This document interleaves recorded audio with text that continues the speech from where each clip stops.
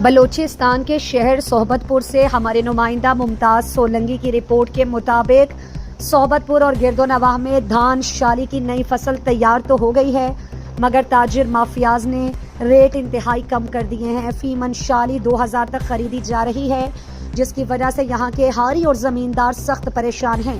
متاثرین کا کہنا ہے کہ پہلے سیلاب کی وجہ سے فصلیں زیادہ تر نہیں ہوئی اور جو فصلیں بچ گئی ہیں ان کو بیماری لگی تھی۔ فصل میں چاول نہیں بن سکا بلکہ خالی شالی پیدا ہوئی اور اوپر سے ان تاجر مافیاز نے رہی صحیح کسر پوری کر دی ہے۔ شالی کا ریٹ انتہائی کم دے رہے ہیں، فصلوں میں مہنگے کھاد اور دیگر زرعی ادویات استعمال کی ہیں۔ فصل کم اترنے اور اس کے کم ریٹ ملنے کی وجہ سے ہمارا خرچہ بھی نہ نکل سکے گا۔ متاثرہ ہاریوں اور زمینداروں نے مزید کہا کہ ہمارا سال کا معاشی گزارا اس فصل پر ہوتا ہے، مگر ریٹ کم ملنے کی وجہ سے سخت پریشان ہیں۔